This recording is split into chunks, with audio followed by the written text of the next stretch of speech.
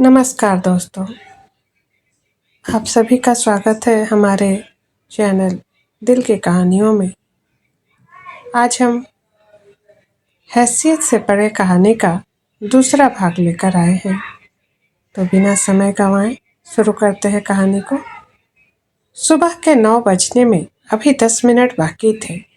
सूर्योदय कॉलेज के गलियारों में आज सामान्य दिनों से अधिक शांति थी। हर छात्र के हाथ में किताब या नोट्स थे। कोई अंतिम बार सूत्र याद कर रहा था, कोई परिभाषाएं दोहरा रहा था, तो कोई घबराहट में बार बार अपनी घड़ी देख रहा था। आज प्रथम सेमेस्टर का पहला इंटरनल टेस्ट था। अनन्या हमेशा की तरह समय से पहले कॉलेज पहुंच गई थी। वह सीधे लाइब्रेरी के सामने लगे पुराने पीपल के पेड़ के नीचे जाकर बैठ गई। उसने बैग में अपनी संविधान की किताब निकाली और अंतिम बार कुछ महत्वपूर्ण बिंदु पढ़ने लगी। उसकी आंखों में तनाव नहीं था, बस एक अजीब सा आत्मविश्वास था। उसे अपने ऊपर भरोसा था क्योंकि उसने पूरी ईमानदारी से तैयारी की थी। उसी समय पीछे से एक परिचित आवाज आई, गुड मॉर्निंग। अनन्या ने सिर उठाया। आर्यवीर सामने खड़ा था। उसने हाथ में 2 किताबें रखी थी और चेहरे पर हमेशा की तरह हल्की सी मुस्कान। गुड मॉर्निंग, तैयारी कैसी है? जितनी मेहनत की है उतनी उम्मीद है। आर्यवीर मुस्कुरा दिया। मुझे पूरा विश्वास है, आज भी तुम सबसे अच्छा लिखोगी। अनन्या ने आश्चर्य से उसकी ओर देखा। तुम्हें इतना भरोसा क्यों है? आर्यवीर ने धीरे से कहा, क्योंकि मैंने मेहनत करते हुए तुम्हें देखा है। मेहनत कभी खाली नहीं जाती। उसके शब्द सीधे अनन्या के दिल तक उतर गए, लेकिन उसने केवल मुस्कुरा कर कहा, धन्यवाद। घंटी बज चुकी थी। सभी छात्र परीक्षा कक्ष में बैठ गए। उत्तर पुस्तिकाएं बांटी जाने लगी। प्रश्न पत्र सामने आते ही कई छात्रों के चेहरे उतर गए। प्रश्न अपेक्षा से अधिक कठिन थे, लेकिन अनन्या के चेहरे पर कोई बदलाव नहीं आया। उसने पहले पूरा प्रश्न पढ़ा, फिर उसने आसान प्रश्न से उत्तर लिखना शुरू किया। उसकी लिखावट सुंदर थी, उत्तर स्पष्ट और क्रमबद्ध थे। हर उत्तर में उदाहरण भी थे। दूसरी ओर आर्यवीर भी पूरे ध्यान से लिख रहा था। बीच बीच में उसकी नजर अनजाने में अनन्या की ओर चली जाती। वह बिना इधर उधर देखे लगातार लिख रही थी। उसे देखकर उसने मन ही मन एक बात आई, यह लड़की सिर्फ पढ़ती नहीं, अपने लक्ष्य को जीती भी है। 1.5 घंटे बाद परीक्षा समाप्त हुई। कॉलेज के बाहर छात्र अपने अपने उत्तर मिलाने लगे। कोई कह रहा था तीसरा प्रश्न बहुत कठिन था। कोई बोला, यार 5 नंबर तो ऐसे ही गए। मीरा दौड़ते हुए अनन्या के पास आई। कैसा हुआ? ठीक था। ठीक था?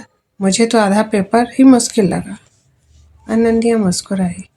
जो पढ़ा था वही आया। उसी समय आर्यवीर भी वहां आ गया। चलो अब कैंटीन चलते हैं। चारों पहली बार साथ बैठकर चाय पीने गए। अनन्या ने केवल 5 रुपए की चाय ली। बाकी सबने नाश्ता भी मंगवाया। आर्यवीर ने देखा कि वह कुछ नहीं ले रही। उसने बिना किसी को बताए कैंटीन वाले से कहा, 1 प्लेट समोसा इन्हें भी दे दीजिए। कैंटीन वाला प्लेट लेकर आया। मैडम आपका। अनन्या चौंक गई। लेकिन मैंने तो नहीं मंगाया। कैंटीन वाला कुछ कह पाता उससे पहले आर्यवीर ने कहा, गलती से ज्यादा बन गया था, मैंने कहा था किसी को दे दीजिए। अनन्या ने उसकी आंखों में देखा। वह समझ गई कि यह उसकी मदद करने का तरीका था, बिना उसकी गरिमा को ठेस पहुंचाए। फिर भी उसने मुस्कुरा कर प्लेट वापस कर दी। धन्यवाद, लेकिन मैं जितना खरीद सकती हूँ उतना ही खाऊंगी। आर्यवीर ने बिना जरा भी बुरा माने कहा, ठीक है। उसने प्लेट खुद उठा ली। मीरा यह सब देख रही थी। उसने मन ही मन सोचा, दोनों कितने अलग हैं, लेकिन दोनों में एक बात समान है, आत्मसम्मान। 2 दिन बाद टेस्ट का परिणाम घोषित हुआ। पूरी कक्षा नोटिस बोर्ड के सामने खड़ी थी। सूची में सबसे ऊपर लिखा था प्रथम स्थान अनन्या शर्मा 98 आउट ऑफ 100।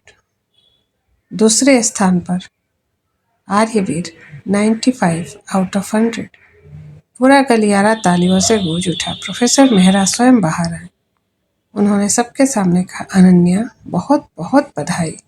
अनन्या ने झुक कर कहा, धन्यवाद सर।